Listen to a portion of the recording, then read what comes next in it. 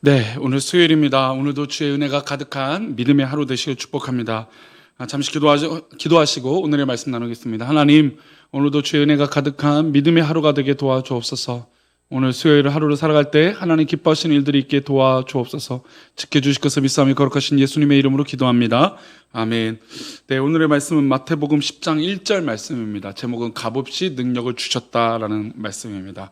제목입니다. 우리 함께 읽을까요? 예수께서 그의 12 제자를 부르사 더러운 귀신을 쫓아내며 모든 병과 모든 약한 것을 고치는 듯 권능을 주시니라.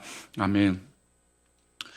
어렸을 때 드라마의 한 장면을 보면 자녀들이 시골에 사는 자녀들이 이제 서울로 상경할 때 애틋한 이별의 장면을 봅니다. 그래서 부모님은 어떻게든 그 아이에게 그 자녀에게 무언가를 더 주고 싶어서 주머니에 꾸깃꾸깃 막 넣어서 보내는 경우들이 있죠. 보따리쯤에 바리바리 싸서 그 아이가 서울에서 또 외부에 나가서 외지에 나가서 활동과 삶을 잘 살 수 있는 그 안타까움이 있습니다. 사랑의 표현이죠. 지난 주일날 우리 인간들의 불완전한 모습 가운데 하나님이 그런 역사를 하시는 모습을 말씀드렸어요.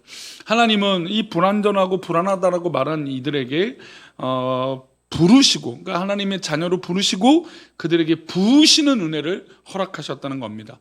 바로 성령을 부으시죠. 능력을 주신 것입니다. 먼 길 가는 자녀에게 아낌없이 사랑을 베푸는 것처럼 우리 하나님도 아버지 되어 주셔서 우리에게 능력과 힘을 더하여 주신다는 겁니다. 그래서 성령이 임하면 지난주일에 어떤 말씀이었습니까? 총명이 생기고 지혜와 지식이 생기고 또 일할 수 있는 능력이 생긴다라고 말씀했어요. 이 권능이에요, 권능. 그래서 예수님도 제자를 부르셔서 제자들이 이제 복음을 전파하는 제자의 삶을 살도록 훈련을 시키시는데 그들에게 그냥 보내시는 게 아닙니다. 우리 1절 말씀 다시 한번 보겠습니다. 예수께서 그의 12 제자를 부르사 더러운 귀신을 쫓아내며 모든 병과 모든 약한 것을 고치는 권능을 주셨. 그러니까 예수님이 부르셨어요. 그러니까 주일의 말씀과 비슷하죠. 부르셨어요. 그들에게 부어 주셨습니다. 바로 약한 것을 고치는 권능, 귀신을 쫓아내는 능력과 권능을 주셨다는 겁니다. 여기서 주목할 단어는 부르사 권능을 주셨다는 겁니다. 부르시고 주셨다. 부르시고 부으셨다라는 이 구약의 하나님의 모습과 이 신약의 예수님이 나타나셔서 제자들을 사랑하시고 그들에게 능력을 주신 것과 똑같다라고 말할 수 있는 것입니다. 그런데 가만 생각하면 우리는 능력받을 사람입니까?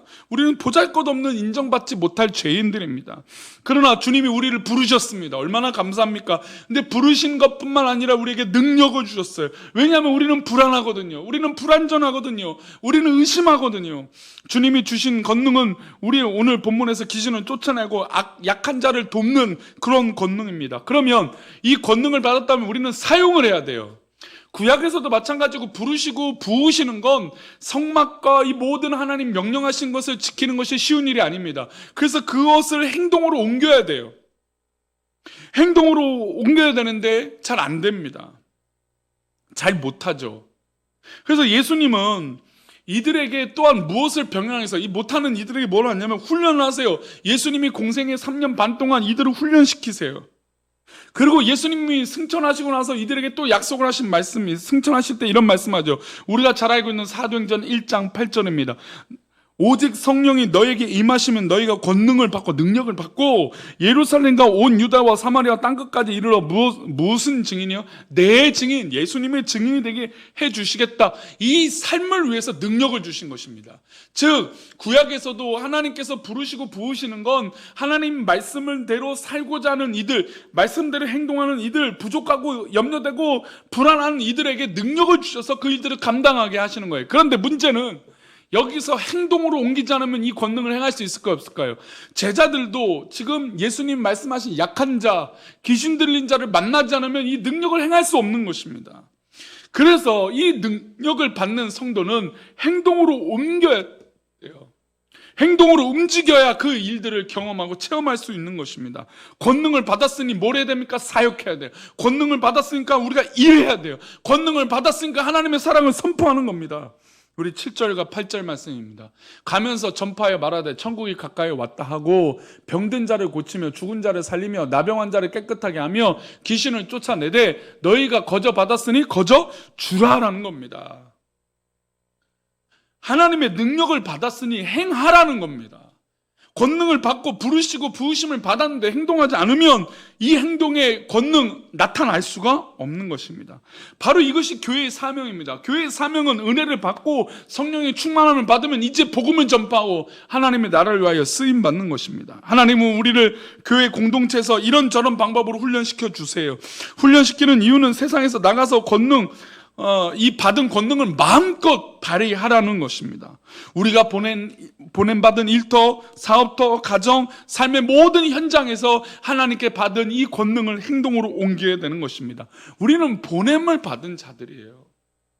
교회 공동체가 모이기만 열심히 하는 것이 아니라 모였다면 이제 흩어져서 사명을 감당해야 되는 능력이 있어야 되는 것입니다. 사실 초대교회가 베드로의 설교할 때 막 3,000명, 5,000명 막 은혜를 받고 기적이었고 정말 초대형 교회로 부흥하게 됩니다.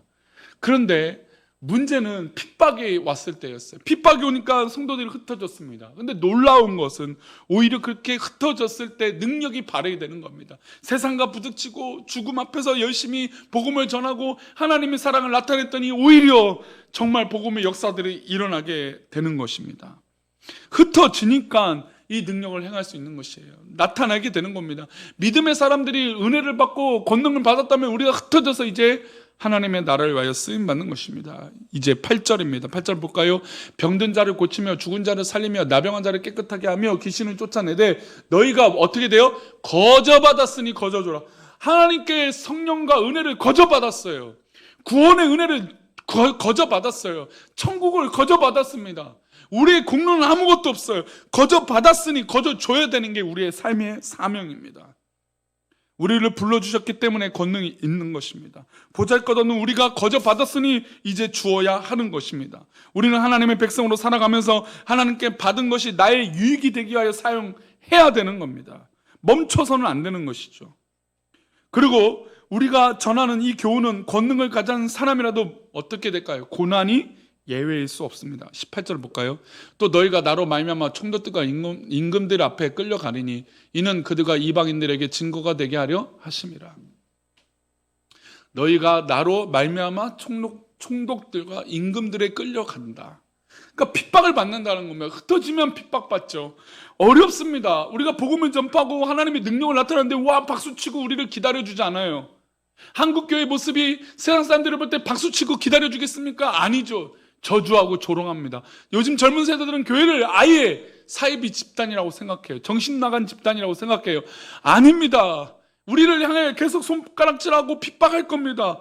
그러나 우리가 이렇게 하나님의 능력을 행함으로 이방인들에게 증거가 되는 겁니다. 어떻게 보면 고난과 핍박은 우리에게 숙명적인 것이에요. 그러나 그것에 우리가 멈추지 않고 하나님의 능력을 계속해서 발휘하면 하나님께서 그 일들을 이루어 주실 줄 믿습니다.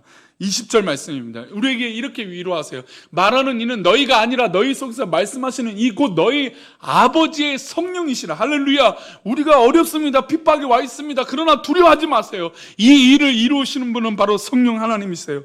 그러니 성도님들 멈춰있지 말고 행동해 보십시오. 오늘도 하나님 우리에게 능력을 주셨습니다. 우리는 세상에서 결국 또한 어려움을 겪게 될 것입니다. 복음을 전하고 믿음으로 살아보려고 하지만 부딪히는 일고 충돌이 계속 일어날 겁니다. 그러나 이상할 거 하나도 없습니다.